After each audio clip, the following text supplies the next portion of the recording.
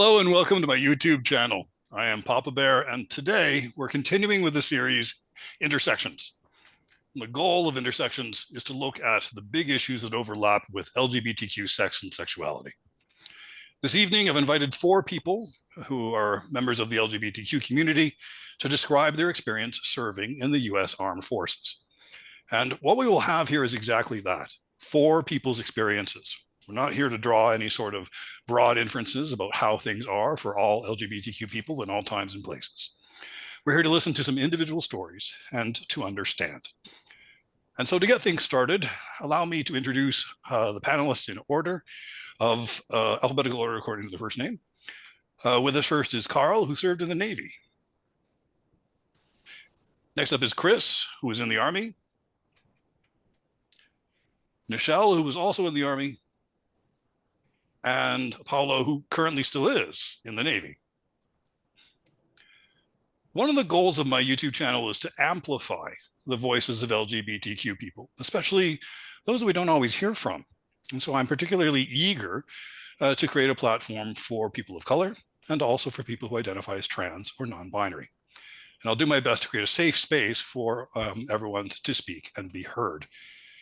Now, tonight, the topic was of interest to me because I came to it with something of a prejudice. Surely, I thought the military is not a particularly welcoming or hospitable place for LGBTQ people. And our panelists are here to set me straight. Figuratively, not literally, of course. Before I begin today, I asked each one of our panelists to think of 2 stories. The first one that illustrates something positive they took away from their military experience, and the second that describes a negative moment during their time in service. And each of our panelists will have 10 minutes within which to tell their stories. Carl, would you like to get us started? Yeah, sure. Yeah, right off the bat, I had a feeling that was going to happen. So my name's Carl Jones. Like Papa Bear said, I've been in the Navy for 15 years, 10 years active, 5 years in the reserves currently.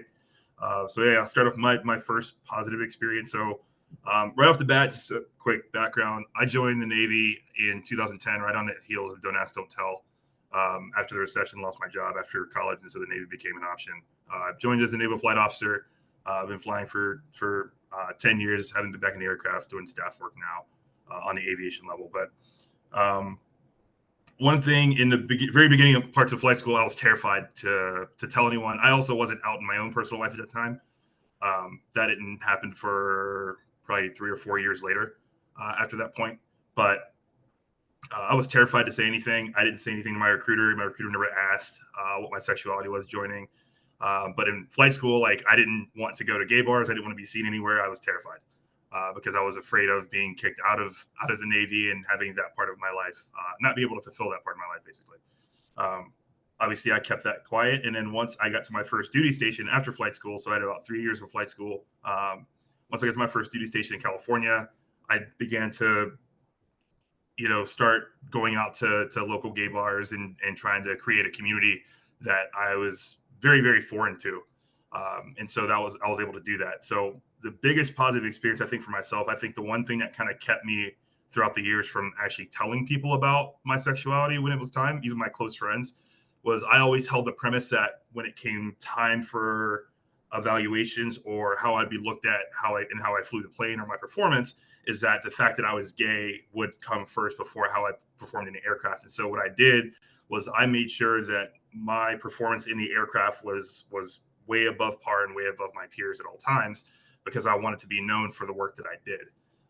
And so it wasn't until I had about around 2014, 2015, one of my very, very best friends in my squadron, we went to a show in California, and I came out to him that night, and unbeknownst to him, it wasn't a surprise, but he was happy that I told him.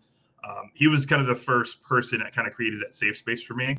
And then when we go on deployment, I always roomed with 5 other of my best friends in the squadron. And so they had also probably had inklings as well too, but no one ever pushed the subject. Everyone was super respectful. But I finally decided to come out to them because I felt like I had a good enough relationship with the 5 of them to feel comfortable in doing that. And so I did that. And honestly, like what I was welcome with, first of all, they all dogpiled on me. And I know that sounds way worse than it probably should. But we were all on deployment and they all like jumped on me and just, and say, hey man, we support you and we love you and we love you for who you are.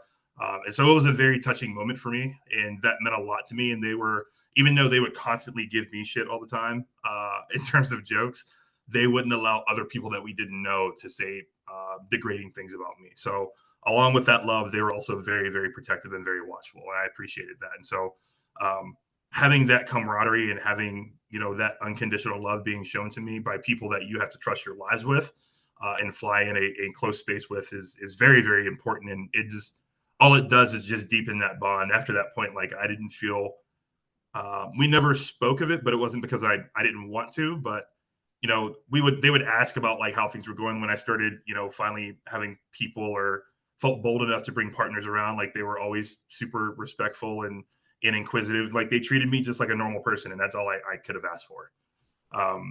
And honestly, that experience made me a lot bolder to stand up for myself. I used to, when like, you know, one of the things like, you know, people always size you up when you show up to somewhere new. And one of the first things they ask, like if they see a ring on your finger, they'll, you know, I used to have senior officers, still do, honestly.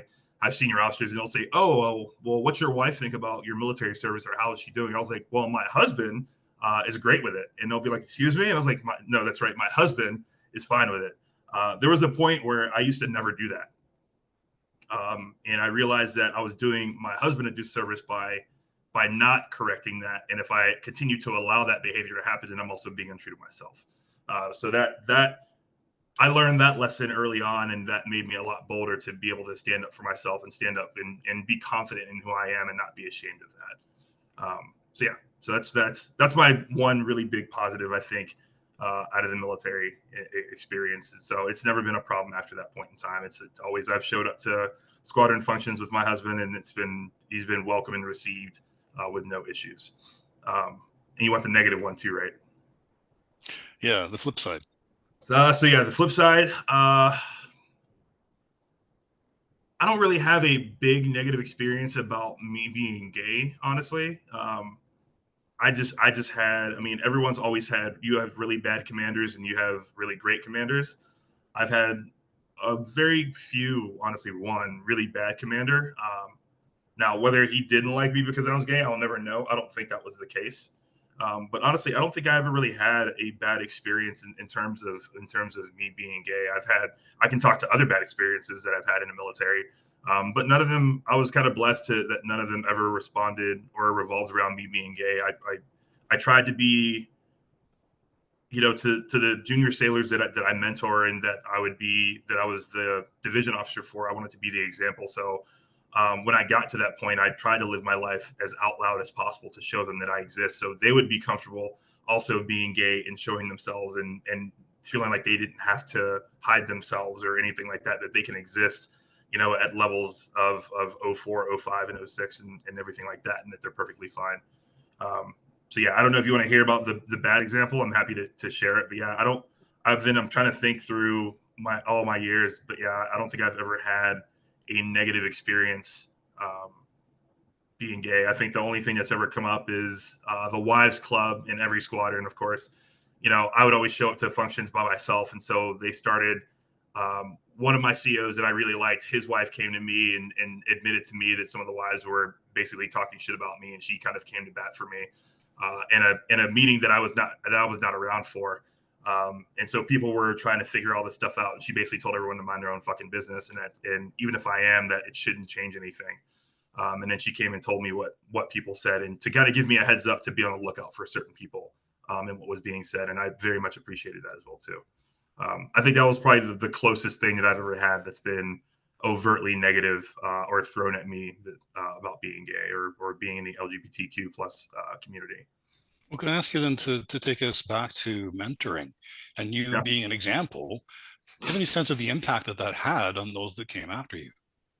Um, Actually, yeah, I had a couple sailors reach out to me. You know, the ones that you end up forming relationships, obviously, and you know, obviously with social media, it makes it a little bit easier. You just have to be careful not to blur lines whenever you know you're in the same unit. But throughout the years, like I still keep track of sailors that I've worked with, and a couple of them have come to me and have said that you know they were super thankful that one, I was For them and for me being so open and wanting to share that part of my life and not being ashamed, it helped them because at the time they weren't sure, but then when they saw how I was living my life, it kind of gave them the courage to do the same.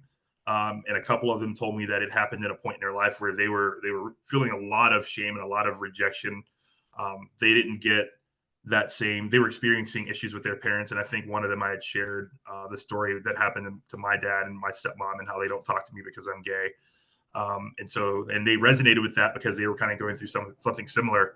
And so I was kind of unknowingly me sharing my experience. And, you always talk about bonding over trauma. Me sharing that experience with someone, it kind of gave them hope that it would be okay. And that it's not the end of the world, that you can create, this relationship, this life that you are proud of, and you can surround yourself with chosen family and still be just fine. And that is it's a speed bump. It's not an obstacle that you can't get around. So it has gotten back to me a couple times via like Facebook Messenger, and so it always really touches me. And I've also had I recently had I went to RIMPAC this past year, which is Rim of the Pacific, big multinational exercise in Hawaii, and a former first class petty officer that I worked with. She just put on chief last year. I used to work with, she had a friend that she wanted to introduce me to who kind of needed some mentoring. She was like, "You're the first person I thought of." She's like, "I want to put you in touch with this person." She was like, "Oh my gosh, you guys get along so great." And so I've always had what's the word? I've always had the belief that you should, in your trajectory as you're starting to ascend upward, you should always reach behind you and pull other people up with you. And so not only in the military, but that goes for my civilian career as well too. I want to be the visible, black naval officer, black aerospace engineer, gay aerospace engineer, gay naval officer, because I want to be visible at these levels, because I want to show people like, man, if I had someone, like myself or like anyone who's on this panel, if I had something like that growing up and had someone to look up to, who knows like what that would have did for me growing up, and not just thinking that it was just you. So that part of it is very, very important to me, to constantly be visible and be a presence, and to show people that it's okay to exist as you are at any level within the military. Super. That's really powerful. The one thing that I did note about your story is that you're coming out and you're coming out in the military kind of happened at the same time. Yeah. Yeah. Be interesting to see what other people's stories are like. And with that, I'll give the floor to Chris. It's your turn.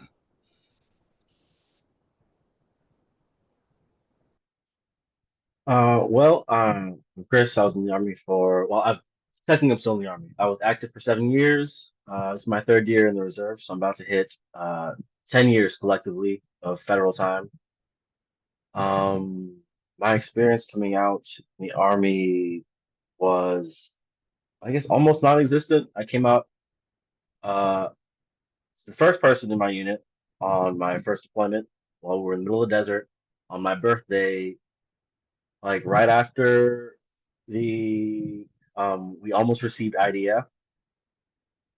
Um, so I promised myself on my 21st birthday that if I wasn't out, that I would come out to somebody. So I came out to one of the guys I worked with, as Nichele would know him, very bald, very Colombian. He was just right next to me. So I was like, "Well, it's midnight, my birthday. I'm gay." He was like, "Okay." And then I came out to some of my other friends. After we got back to the States, we were just out, and I was like, "Hey, can we go to this gay club? It's called Flex." It was like one of the only three gay clubs in all of Raleigh. They were like, "Okay." They didn't really seem to care. I noticed that at least while active duty, a lot of people do not necessarily care if you are gay. It doesn't necessarily change how they view you, depending on like what upbringing they came from. Um, there is some femme phobia. So if I was a more flamboyant, more feminine gay man, there probably would have been a little bit more pushback, or they would have perceived my coming out as something different. But as someone who, I guess, generally fits the masculine mold, that doesn't really bother most people. They often forgot about it, or like they would say certain things, it would be in conversation, and maybe some casual homophobia would come out, and like they would realize it after the fact, but there was no malice behind what they were saying. It was more stemming from either some kind of ignorant behavior that they grew up in, or it was something that they were used to saying because they never had a reason to be mindful of how they spoke before. Um, my coming out experience was different when I went to the reserves because a lot of people in the reserves don't necessarily have to engage with gays in their everyday life. So they're not necessarily required to be as mindful of how they talk or to be aware of the casual homophobia they engage in every day that may just be the norm. That's something I've noticed is the difference between like being a queer person in the active military as opposed to being in the reserves and National Guard. My experience as a gay man while active was never like it didn't really matter. Like I didn't really bring too many dates to unit functions, but that was more so because I enjoy keeping my private life private and people get nosy. And something that I'm sure all of us can attest to is when they see you bring a partner to a unit barbecue a couple times, after a few months, they're like, okay, is it getting serious? What are you guys working towards? Oh, are you guys gonna get married? And I'm like, it's been 4 months. So no, um, this may be a bit of a tangent, but something you notice in the military, people get married quickly because of all the milestones and trauma you go through being a military partner. And you may have gone through 10 different traumatic experiences in 6 months. And a lot of the heterosexuals will get married because they're like, oh, we've been through so much. And then in a year and a half, they're no longer married. So keeping that separate degree of separation between your partner and your unit is just allows you to experience that relationship independent of like everyone else that's getting married or moving in together in like in 2 3 months. Whereas like a year in, I'm comfortable. Maybe we're just doing our thing. I do think the military does change how we experience relationships. And luckily, the absence of pregnancy being a concern for most of our relationships changes how we're allowed to move through the world as queer soldiers. In terms of negative, nothing negative really happens in regards to me being a gay soldier. Casual homophobia might really just be the limit of it. No one really used a slur, or at least I think the one time I might have heard someone use a slur, they were called out on it real quick, either because it was offensive or because people realized like it's easy to report someone for using a homophobic slur, a racist slur in a professional environment. So that was not much of a concern um, for myself. Maybe Nichele has a different experience um, as a woman in the military, because it's a big old boys club. So things I experience, I'm sure like are very different from what someone who is a woman or who is like of a trans experience would go through in the military. And we'll get to Nichele in a second. Um, I'm curious to know a little bit more about the difference between active duty and reserve. Why do you think that that difference is there? Working with someone every day, or at least being active duty, I saw my coworkers more than I saw my own bed. Like we spent 2 3 weeks in the field every month, unless it was like Christmas, every month. I quite literally would see the same 10, 15 faces day in and day out for sometimes 12 to 16 hours a day for months on end. Then when we deployed, there was no end. The only time that I didn't see somebody is when I was asleep. I could tell you who was walking in the hallways by the sound of their footsteps and how somebody was sleeping by the sound of their breathing. So when you're that close together, like a lot of things don't matter. And that's why I think like coming out in the active military is very different because someone's sexuality means nothing to you. If they snore at night, that's important. if they're gay, it's whatever.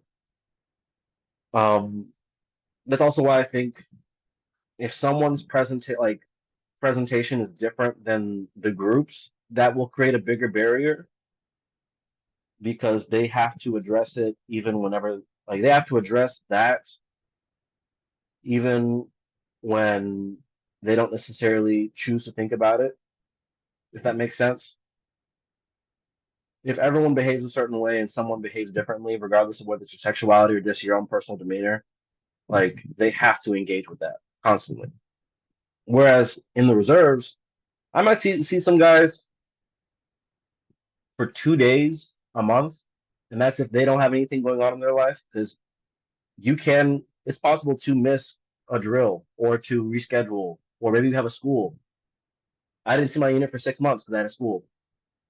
Like, so, like, if they had a problem with me being gay, they did not necessarily have to engage with that for 6 months because there maybe weren't any other gays in the unit.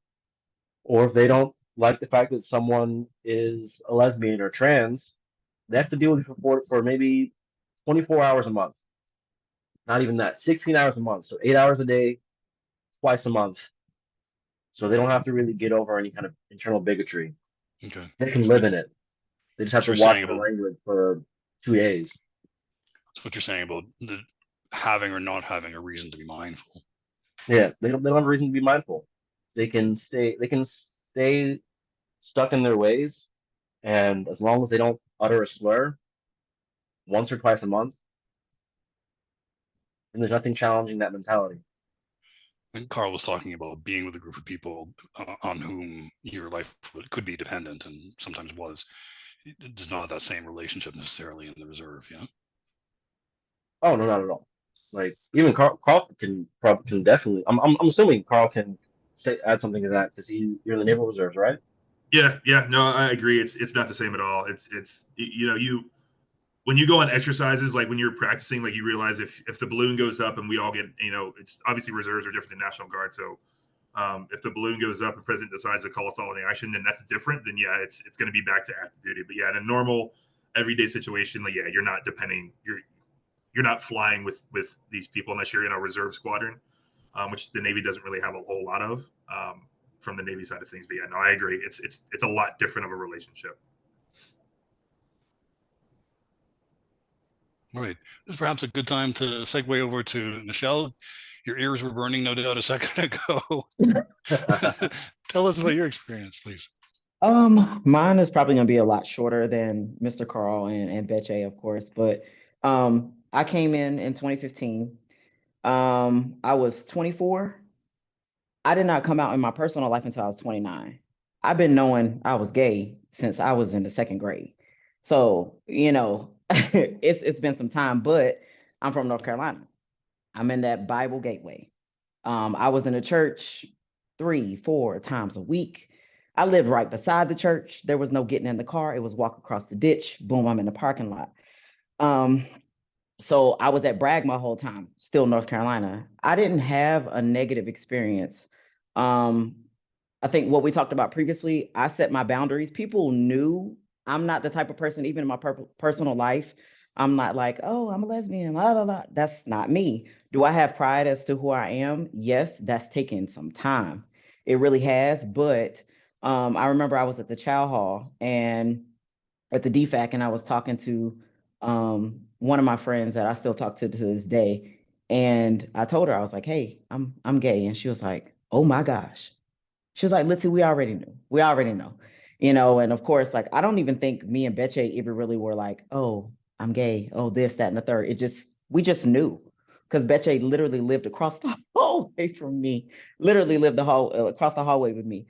So once and for a while, I was the only female in the platoon until we got a couple of other females. But they knew, they never disrespected me in any way. They never asked any weird questions. Um, would the jokes come around? Absolutely, but they didn't bother me. And much like Betche said, like some of the homophobic jokes you would hear, but it wasn't enough to be like, let me go ahead and take this up the chain. It's something you could tell somebody to be like, if it got disrespectful, you could be like, hey, that's that's really not cool. You could have those one-on-one conversations because that's the environment that we created. We knew the lines between work, we knew the lines between when we weren't in that uniform. Um, so I never really had a problem at all. I will say I didn't have dreads when I was in. I had a waves, short hair. I didn't realize later that there was a difference between the male uniform and the female uniform. I always wore a male uniform, unbeknownst to me. I just did. So I always got misgendered.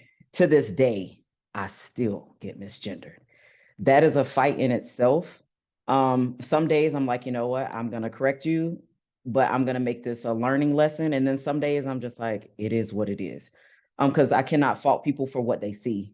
I could not fault people for what they saw when I was in that uniform, and I cannot fault people for what they see while I'm in civvy clothes. But at the same time, it's kind of like it's 2024. I don't need you tapping me on the shoulder because you think I'm in the wrong bathroom. Um, Sometimes I want to live in my intrusive thoughts, but I can't. Kind of the same in the military. You can't just, snap off on a whole captain or your company commander. You can't do that. But I did not experience any strife or any retaliation because of who I was as a person and because of my sexuality. Much like Betche, you bring people to functions, and the military spouse or girlfriend, it's a lot, especially if they've never been around it. It's a shock. I remember I was dating a female, and she couldn't get with it. And if I was gonna stay in, everybody loved her. Everybody loved her. But if I was gonna stay in the military, we were done. Um, it is what it is. We are not together. I will say one kind of negative instance I did have is we were in JRTC and I was reading a book. I can't remember what it was called at all, but it very much was of our family, the title of it, And I had not a commander, excuse me, he was our LT. I wasn't really fond of him. Yep, wasn't really fond of him, but because he had train tracks on his chest, I respected him for who he was. But I did not like him. And he was like, well, why are you reading that? I said, because, that is what I would like to read, And he was like, well, I believe God created this, that, and the third, and I believed in gender norms and da da da. And it took me aback. And you know, we got into the conversation of gender norms and, my wife cooks and I do this and I do that. And I said, that works for your household, sir. But you have to realize for other people, that doesn't work. And he lives 30 minutes away from where I was born and raised. So it reminded me of the mentality that people have. And, even coming back to my own family, my mother was not happy about it. But my relationship with my mother has been stronger since I've come out. We don't talk about it, but we have a very strong relationship. I have always have. My grandmother was the first one to even say something to me. They do not know, however, that I am non-binary and that I do go by she, her, they, them. They don't know that. I will wear my they them t-shirt. My mom will be like, well, who is they them? And I'm just like, ooh, how was your day, mom? That's not a conversation I'm really, really ready to have with them because I enjoy my relationship with my family as it is. I don't want anything else to stir the pot. But aside from that, the only, like I said, negative thing was having that conversation with my LT to you just have to realize that this one person is not the representation of the entire army or your entire company or your battalion. Everybody's not like that. It's simply because of how he was raised. But I was shocked as a captain that he would bring it up to me and kind of be a little combative. But it was okay. It didn't bother me at all. I did experience a little bit of, people do weigh. It's almost like a woman being gay. A woman like a woman is okay. You know, it's it kind of creeps into that fetish thing too, something I want to experience, or how do you do this? How do you do that? And even I've heard conversations about, people being trans, like that's a whole different situation. But when a man is gay in the military, it's almost like he's less of a man. he can't like PT, he can't soldier. And it's just like, I know gay males, Betche being one of them, who can score darn near a 600 on a PT test or darn near a 300 on a PT test, can do their job very well. And it's that always troubled me because there's no the weight. There shouldn't be a weight. Just because I like a woman, okay. Just because he likes a man, okay. That doesn't mean he can't PT test. The same. That would always bother me. But other than that, my experience was my experience was good, and I'm very blessed and very fortunate. Um, because I know other people's stories have not been the same, unfortunately. And because of that, the military has a bad taste in their mouth, and it's unfortunate. But I can honestly and truly say that my time in was, I thank God for it. I really do. So yeah. So can I ask you then to dive a little deeper in this? Chris was saying earlier on that, you know, being fairly gender conforming in his behavior, he didn't really have much of a problem. You described yourself as gender non-conforming in the sense you Mm. wore men's uniforms, and what I'm hearing from you is that also was not a problem. But do you think that if it were a man who was a little bit more flamboyant, for example, that would be an issue? Absolutely. Um, Actually, that's what I also meant to bring up. I don't know if you remember, but when they were starting to work on the regulations of trans people being trans and people being accepted of things that you could do, at that point they were changing everything to where, you can transition and you can do all these things. And I remember we had a brief, and it was the most uncomfortable brief I have ever been in my entire life. And I went to my 100%. first sergeant. I went to my first sergeant and I said, look, y'all need to either redo that or get somebody that knows what they're talking about, because that was straight opinionated. The terminology was wrong. It made me so uncomfortable. I was just like, this is not okay. And I can't believe that this is being briefed at all. Um, I do know there was one guy in our battalion that was, when you would see him, he definitely wore very feminine clothes and he was very flamboyant. But nobody really said anything, or it didn't bother them because they knew who he was. And he embraced his masculinity and his femininity all in one. Um, Actually, I still talk to him to this day. He's a good kid, but um, it just it's not the same when a guy is more flamboyant or talks with a little, ooh, hoo, hoo, you know, it's it's just like they have it's immediate like problem, and it's just like, what is the problem? Like, what is the problem? Um, but for me, it just seems like it was just another thing. Like I was one of the boys, because I could drink with the best of them, literally. Um, but that's always, and I can't imagine what it's like now with for trans women and trans men to experience that. I just I can't imagine it, Right. because even though I am not trans, I get seen as a male all the time. And my mind always goes to, I can easily go into a male bathroom and nobody's gonna bat an eye or anything at all. But it makes me, every single time it happens, which is on a daily basis, it really makes me feel for our trans men and our trans women who are in the armed forces and have to deal with stuff like that. And I'm interested to hear your story for sure. I don't even Well, need to say that's your a name. natural You already segue. know. That's a natural But segue. it is a difference um, between the genders and the Okay. sexes. It Okay. is. Well, this is a good time then to turn the floor to Paulo. Again, thank you for inviting me. Glad to be here. I'm kind of glad I'm last because my story is a lot different, I should say. Um, you know, trans people, we're dealing with a lot in the military. It never stops.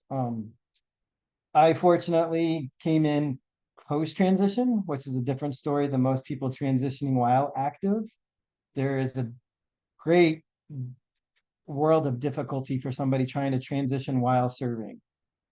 Unfortunately, there's many policy, logistics, and areas that the commands are actually part of and are responsible for.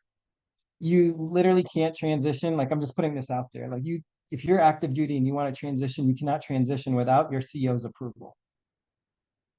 It's a big deal, and it takes a long time. It's not instantaneous.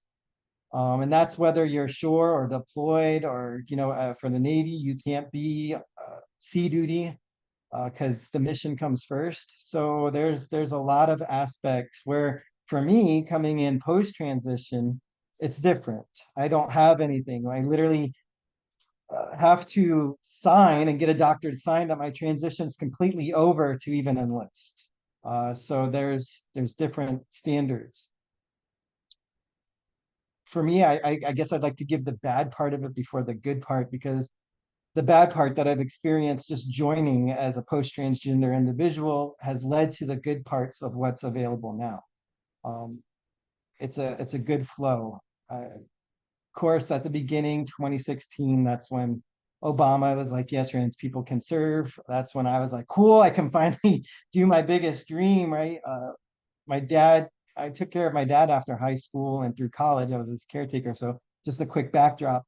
I wasn't able to join when I wanted to join. And gratefully, I'm happy it happened that way, because joining the way I am now, I'm such a better individual to be a better leader. I know who I am as a person. I know what I can handle, and I know what I can do. And I have the confidence that I'm who I'm supposed to be. And that's what we try to give for the people who are currently trying to transition already. It's just going to make you a better leader. And if you can allow that person to be them authentic self, you're going to see it come across the entire area for them. You'll see it expand. But my dad died, and the biggest thing for him was that he thought he stopped me from being able to go after my dream.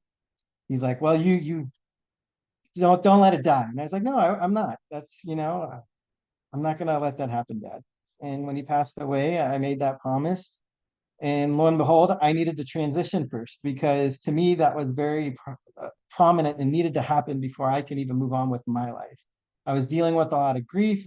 I might as well deal with the grief of leaving my old past behind and moving into my new future. And that led me to be able to, as soon as Obama said, hey, trans people can serve, I was like, bam, this was meant to be. And to me, everything happens for reasons in life. That's just how I live. Everything, there's a coincidence for everything. And that opened me up to enlist. So I started that process. But as unfortunate as it was, a text, here's the negative parts for me. A text ended that for me for 4 years. I literally tried and tried and tried, but a simple text from a simple politician who became something more ended that for me. And no recruiter wanted to help me. I literally went through 20 recruiting offices. Everybody would ghost me, wouldn't respond back. And it wasn't until my roommate towards, I'm going to say 2020, towards the end of 2020, her dad worked for Reuters News, and he got me somebody to interview me, come to my house and explain what I was dealing with as a trans, individual trying to enlist and serve my country. Especially when you have a certain individual saying, "Oh no, nobody's banned, nobody can come in," but that's not true. You did what you did, and now I can't even go. I'm a prime example. So Reuters made a big deal of it, especially because the new presidency was around the corner. And after that article came out, it went all the way up to the Pentagon. I mean, or Pentagon and everybody there, all the way up to the highest that you can go. And all of a sudden, within 2 days, I had recruiters calling me left and right because, well, Reuters was like, the Navy's not responding.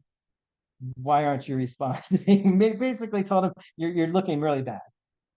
And numbers were already declining. So let's try to fix this. And after that, I actually found somebody who gave their whole 2 years contract as a recruiter towards me. Fortunately, that's how long it took. And if you can remember, even in 2010, when the policy for DOD, don't ask, don't tell repealed, it took years before it was even okay across the boards. So needless to say, it's still been years and we're still not okay for a trans individual serving. But that doesn't, there's another step to that I can go into in a minute here.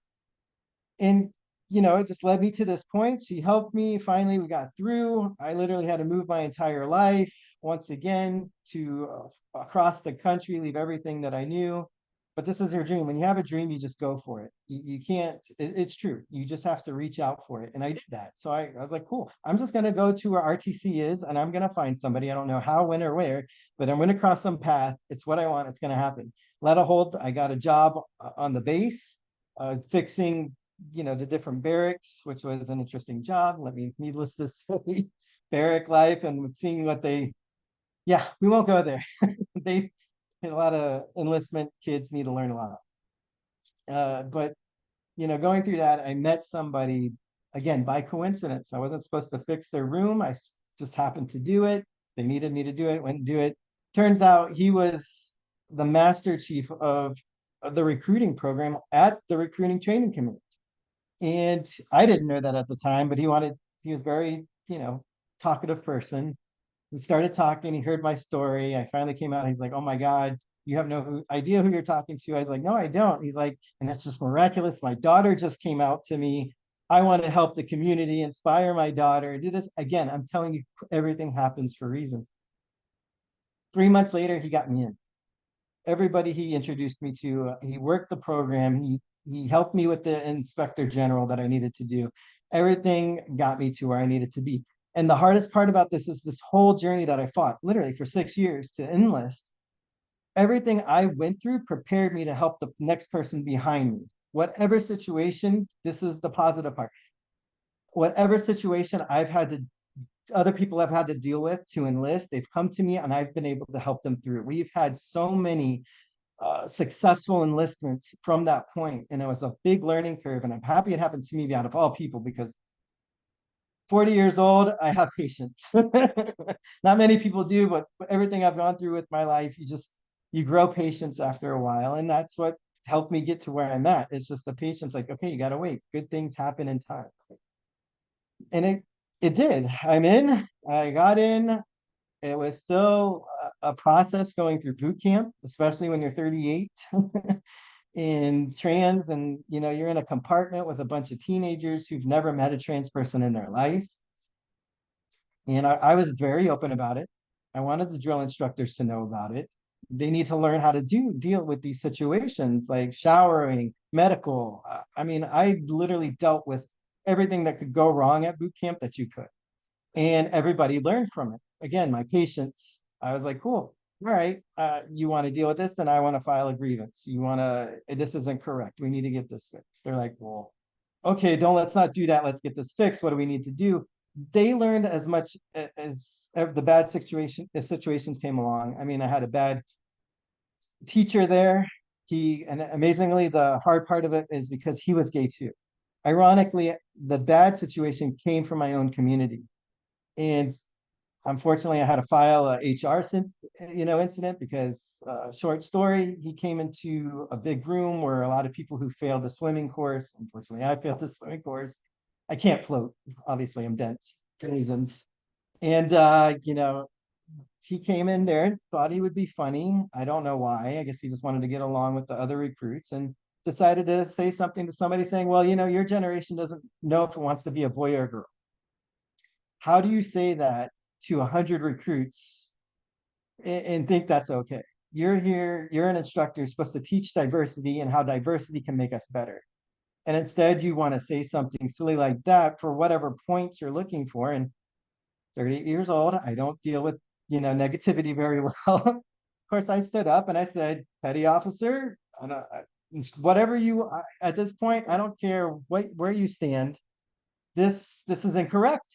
And the kids saw that kind of leadership come from me, and they were very grateful for it, because half of them were very embarrassed. They were like, how can I trust this guy if he's already putting me down? And what kind of leadership? And the thing that got me was he outright said, well, what are you going to do when you go to the fleet? You're going to have to deal with the same stuff when you go to the fleet. And I said, sir, that's where you're wrong. This is where I go to the right leadership and report people like you, people that, need to get this corrected. And all of a sudden after that, I walked out of the auditorium just because I was mad. I didn't want to bring any more up, start arguing. And of course, that's when he came back out and started gaslighting. Well, I'm gay too. Me and my husband don't put up the flags. I was like, okay, I don't care what you do in your personal life. I'm not trying to bring out my personal life, but if you're going to be an instructor and you're going to teach people, the future of this fleet, then you need to do it correctly. And I think that was the worst part that I had about it. So far, negativity with my career, but gratefully, like I said, it led to change at boot camp. For one, I mean, the whole leadership had to get new training. That's what it caused. People got taken off of different positions if they weren't comfortable, which should have been done regardless. And when it came to military medical, we all know is not that great, and it's still way behind at all the curves. And going to boot camp, there was a time when they thought my testosterone levels were too high.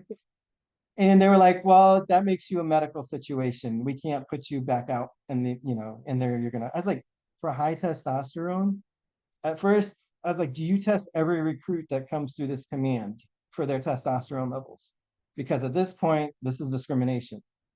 Let's not put that out there, because if you're saying I'm high and that 18-year-old's got the same amount of number I do, but you're not telling him he's a situation, this is straight up, you're discriminating against trans cases. And they're like, no, no, no, no. I was like, well, at this point, once again, I want to file a grievance. That's the only way things get corrected. And that's what I was teaching a lot of these recruits is don't be scared. Go to your leadership.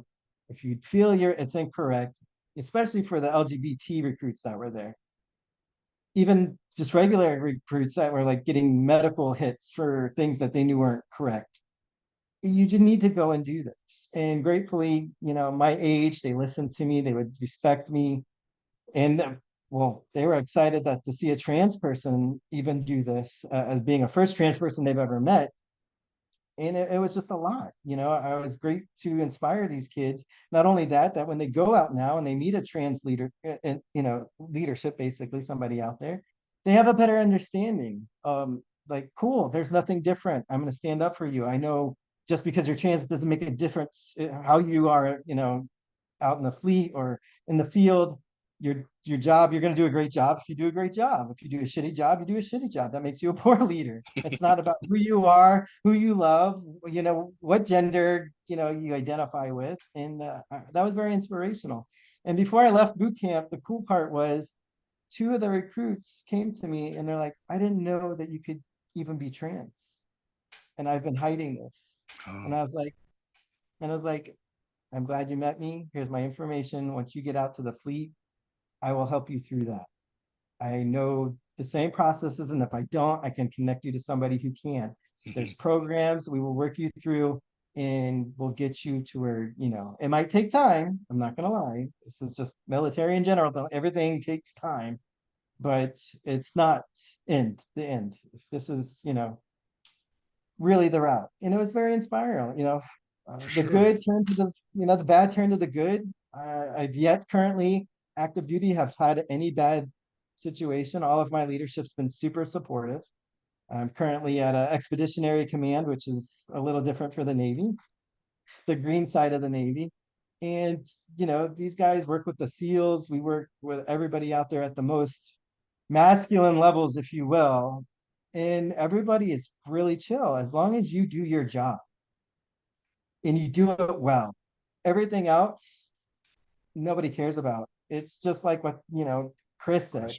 Yeah. It doesn't, we're worried about you snoring more than, sharing a shower. Because I'll be like, listen, bitch, if I cannot get my sleep, we've got problems, None of them care. None of the command cares. And if I tell them, they're happy to know that, oh, cool, if I come across somebody, I know who to send them to. And even with the LGBT, this year was the first year I got my command to march in Pride here in San Diego, which you can do in uniform. And they were like, we didn't even know. I was like, come on out, allies and all, it's been And it was great to see them super supportive. So Fantastic. I can't tell you what the next 3 years might bring, but for right now, it's going uphill. So We'll check back with you. We'll check back with you. At this point, I want to do a second round and give each one of our panelists maybe 5 minutes to either bring up a point they didn't get to touch on or to react to something that one of the other panelists said. And we'll start with Carl. Oh man, I was not put on the spot. I think kind of echoing kind of the same sentiment that everyone else has kind of said. I think the biggest thing is obviously everyone's experience in the military is different. There's definitely been people, and I think Nichele actually said this too. There's definitely been people who have had negative experiences, and my heart goes out to them.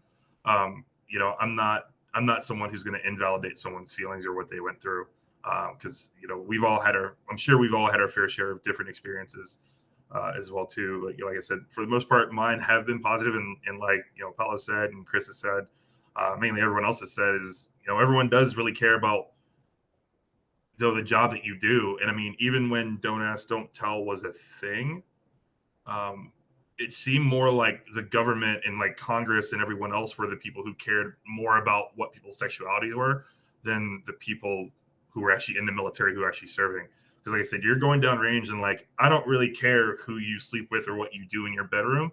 I care about how you fly the plane and if you're going to crash with me in it, or if you're doing things that are going to put us in danger, or things like that. Like I care about that kind of stuff, just like you're depending on me to do certain things. So when it comes down to it, it's definitely the job that you do. When you can find a good community, there's definitely, and like he brought up an excellent point. I'm actually going to be in San Diego tomorrow, meeting with some people there for Navy stuff this week. But one thing I have found, the Navy has gone through strides this year. They just started. There's an admiral who just started basically a forum of other gay sailors and within the LGBTQ plus community, because he's trying to figure out. He wants to figure out what are the big issues that our communities are dealing with and that the Navy doesn't necessarily have its eye on. We're going out places. We're doing more with recruiting. We're going to different pride events to have more of a presence there and doing that kind of thing. So you're starting to see people who are starting to now stand up a lot more, and hopefully the election turns out the way that hopefully all the rest of us want the election to go, and we can continue that positive momentum. So there has been a lot of really good things that have been done. It has been, I would say that the military is very interesting because it is kind of a litmus test for how society kind of is. Do you have people who still make slurs and who will still say stuff probably under their breath? Just like, yes, you do. Just like you do in the real world. Most people aren't going to have the balls to come and say something to your face.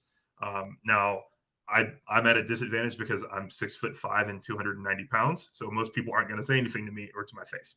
But a couple people have before, and it can be hard to hold your temper. But I will say the Navy has done great things, and they're trying to make the strides. And you see it in some of the other forces as well too. I know the Air Force has been very, very strong in doing that as well. The Navy's just trying to catch up, but there is progress being made. And as long as that progress is in a positive direction and I can contribute and influence to it, and it's great to see so many others. It's Paulo, I applaud you for everything that you're doing. That's an amazing story, and for you to have the patience, I can't even imagine the things that you have gone through and have seen and have done. So I admire you intensely for your journey and the things you've done. But yeah, I think that's the big thing is they care about performance, but the military is making strides to make it a better, I guess, quote unquote, more of a safe space for our community. Fantastic. Thank you for that. Chris, some follow-up?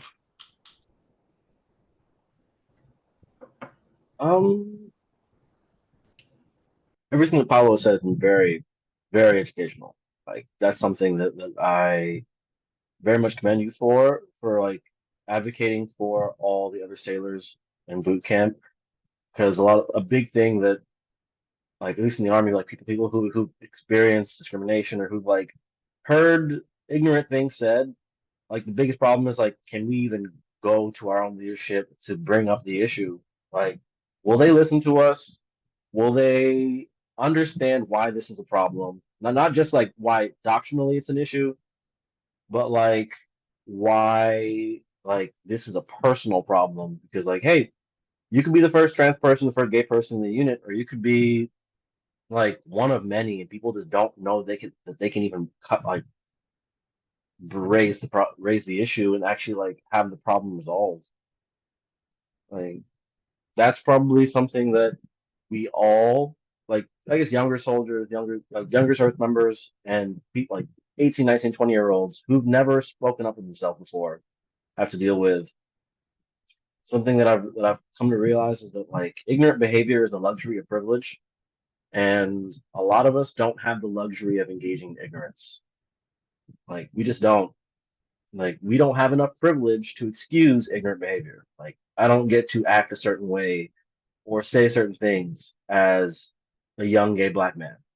No. I don't get to clap back in certain ways when this is gonna be a specific reference. When a tall, red-headed, ignorant man decides to question why I'm reading a book about feminism, or why my friend is reading a book about gender expression, and we don't have the privilege of just like clapping back at them and saying, you know what, that's really stupid and ignorant. I don't know who raised you. I don't know where you're coming from, but that's not okay. Like, no, we don't get the privilege of speaking up for ourselves in ways that aren't the most eloquent and explicitly correct in every way. Because the moment you do say something, you speak up for yourself as a queer person in a way that is not respectful or fully supported by doctrine, then your argument loses all value to leadership.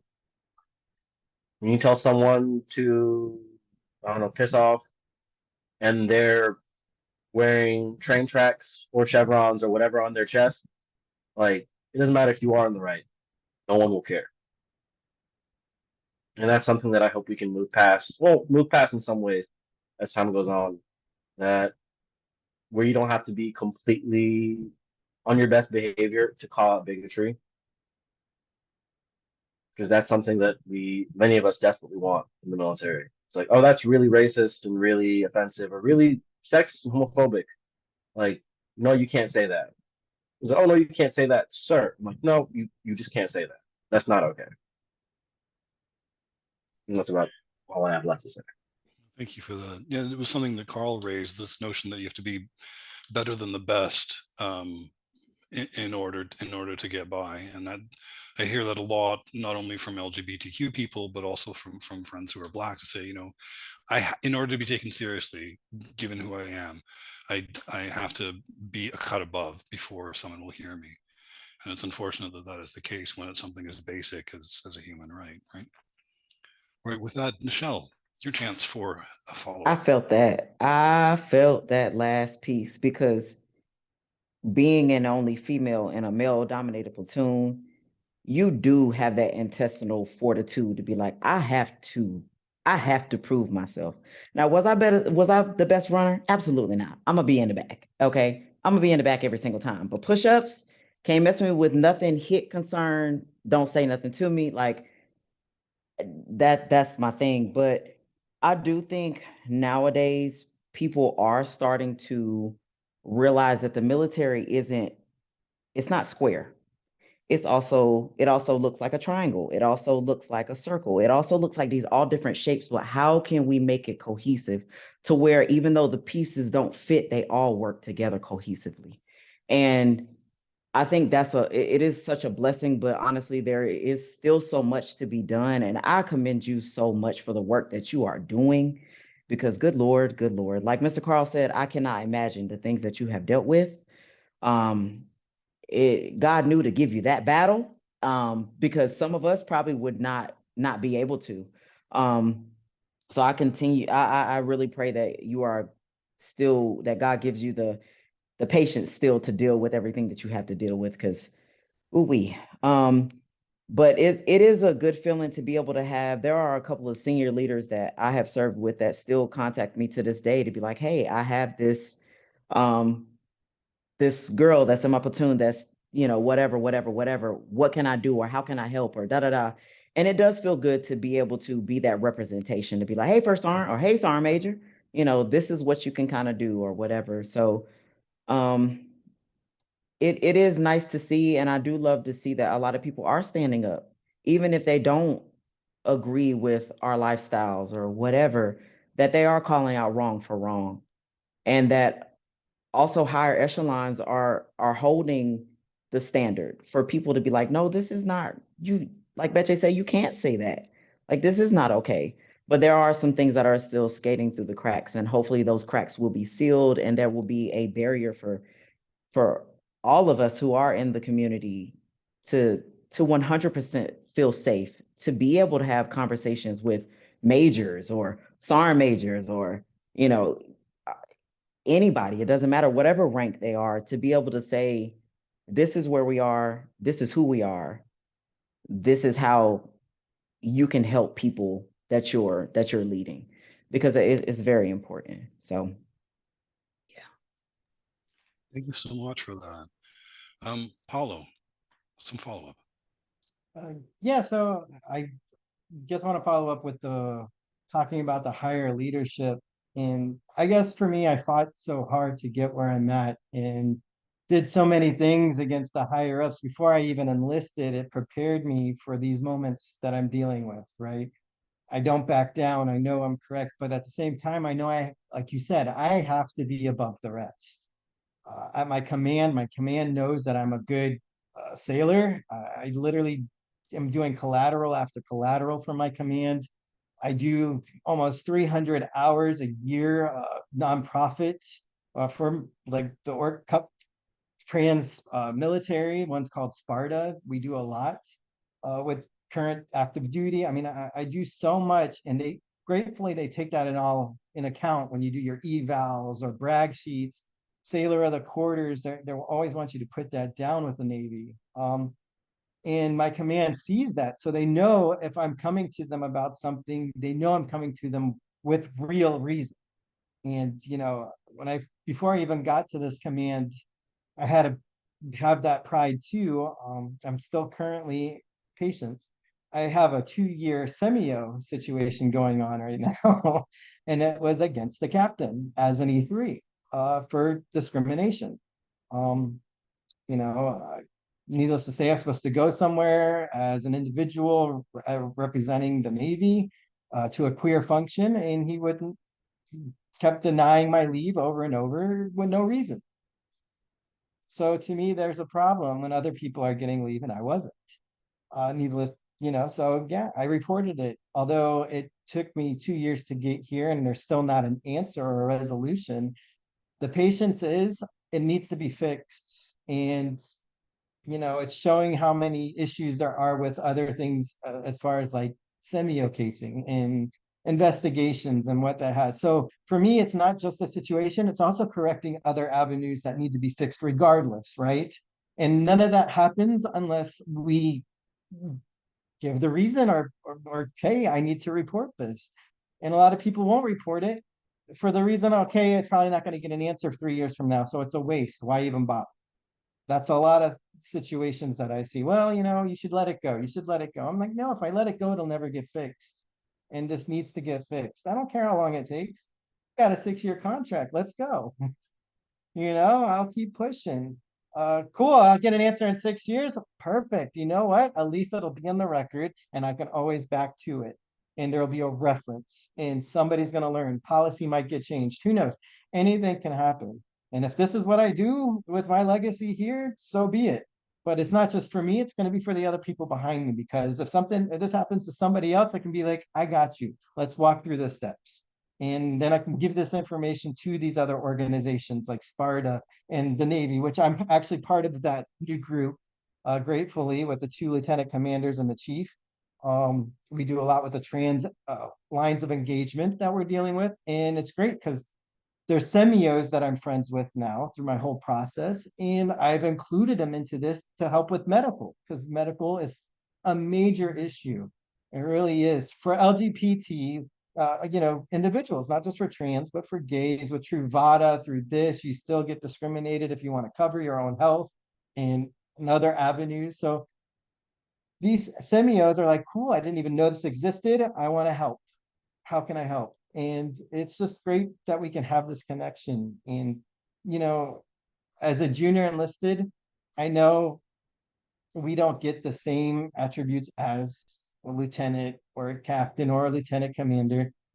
But if I can give that to an ally that's up there and they can push forward to speak for me, then I know I'm doing my job.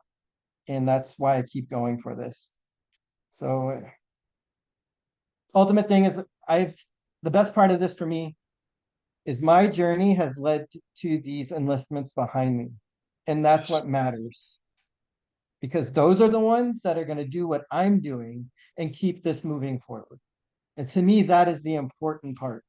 Because if that leadership doesn't come through, everything we fought for is going to disappear. And I can't have that. I didn't fight this hard to lose it. So I want to motivate, inspire, and keep fighting. That's what Carl was saying about reaching behind you and pulling others up as you rise. This wasn't in the script, but we have a little bit of time. I'm wondering maybe we can do a final go around and answer this question. What's one thing you think folks who have not served, whether they're LGBTQ or not, should remember from our conversation today? Carl. Oh man, I should remember from our conversation today. To be honest about it, I got to think about it. I wish I could like pass and think. I think the biggest thing to remember is that you can always hear a lot of people say like, you know, racism doesn't exist or homophobia doesn't exist or in different regards, or it's in different modalities or different extremes. That stuff is always still present. Just because we're making progress doesn't mean that stuff goes away. If you're, I would say, you know, to people who are watching, if you have or know of service members who are part of the LGBTQ plus community, like, you know, ask them what their story is, because I guarantee you everyone has a different story. Everyone has something that they can talk about or they can talk to.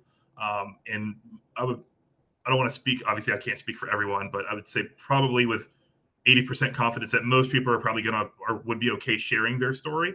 Obviously, if they don't want to share it, then that's personal to them and that's okay. But I think to remember and to really realize that stuff doesn't go away. Coming out never goes away for us. Every time you show up to a new command, you're having to come out all over again. So I think just remembering that, you know, even though things may be progressing, we're still battling. We're still trying to, you know, fight to exist and fight to have a seat at the table. The fight has gotten easier, and we have allies who kind of stand up behind us, and so that's been really good. But understanding that it does get better, and it has gotten better, but it's not complete utopia. There's definitely still people who seek to exist. They don't want to see any gays in the military. If you look at any Instagram post with anything, anytime the Navy posts something for Pride Month, if you look at the litany of comments that come under that and the hate and just divisiveness that comes out of people, and the weird thing is that it's coming from people who are never qualified to be in the military, and that's the crazy part. But yeah, it's, you know, we're still fighting. So even though things are good, it's still, we still have to fight to exist just to serve our country, and we're proud to do so. But you definitely get to know those people and figure out who they are. Gays have been serving the military for the longest period of time. We just didn't talk about it for a while. It's not a new thing. Further to your point, this panel began as an idea that I discussed with a bunch of friends. And the first three friends that I initially talked to said, no, I'm not going to do this because my experience was overwhelmingly negative and I don't want the trauma of talking about it again. Chris, what's a takeaway for those watching? You have the right to serve and exist in the military in your most authentic presentation of yourself, whether you are the best at your job or the most mediocre person to ever sign a contract. Nothing about who we are changes anything about how we walk through the world professionally. Maybe it changes like where you buy your clothes or who you go to bed with, but it does not affect anything that actually affects our jobs. And people need to come to understand that. Like, your doctor could be gay. You have no idea because you don't ask your doctor what happens when they're not being your doctor. The cop who wrote you a ticket could be trans, and you just don't know whether they've transitioned physically or whether it's social transition. Like, you just have no idea. Like, the Secretary of State could be bisexual. Like, we don't know anything about anybody around us, and the assumptions of what it means to be queer does not actually change anything about who we are or how we get the job done.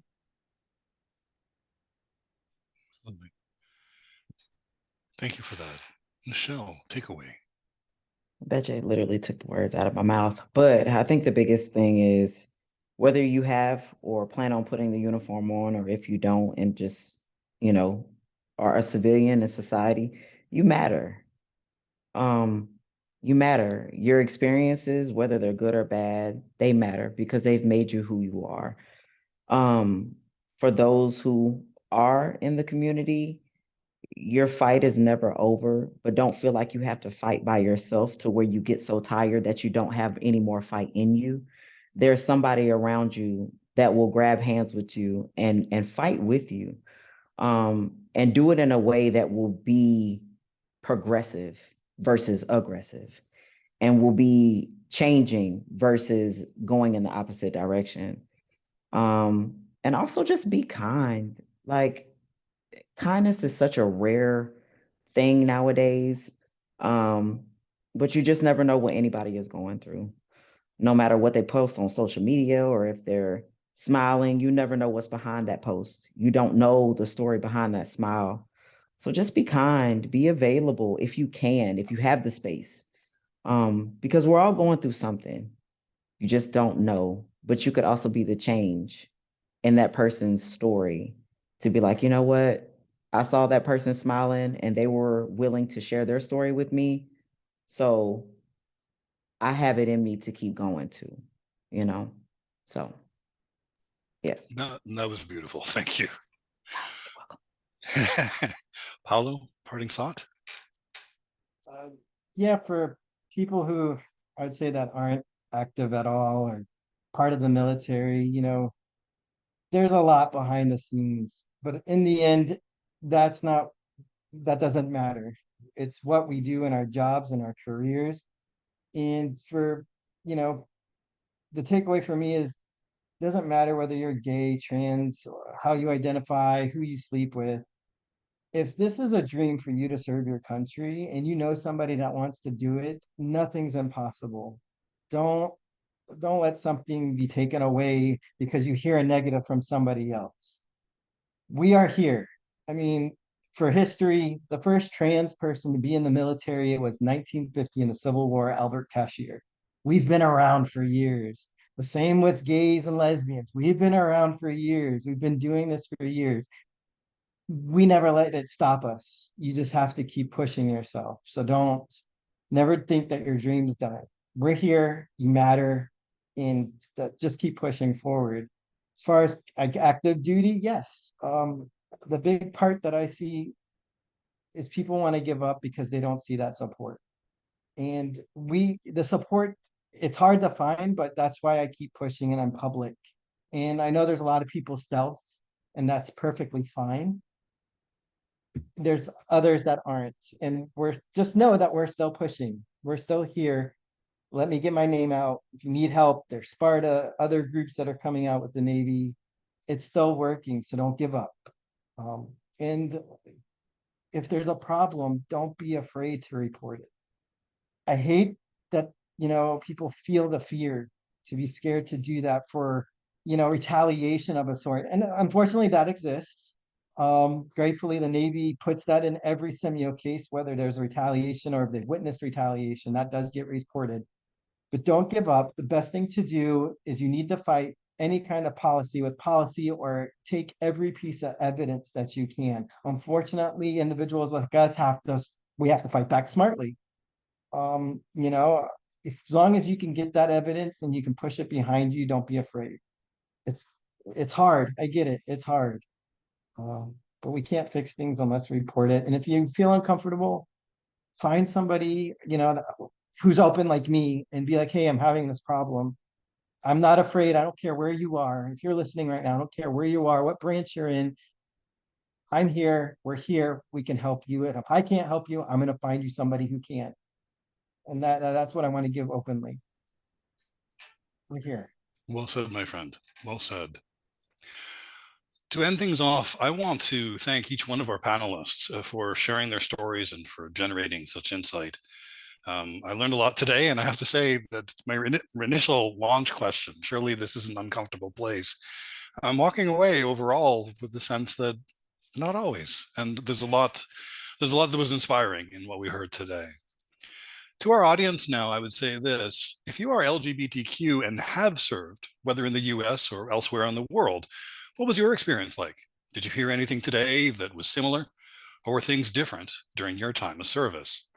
And if you did not serve, or if you are not LGBTQ, what's one surprising thing that you will take away from our panel discussion? Let me know in the comments. My thanks again to our panelists, and we'll see everyone next time. Bye for now.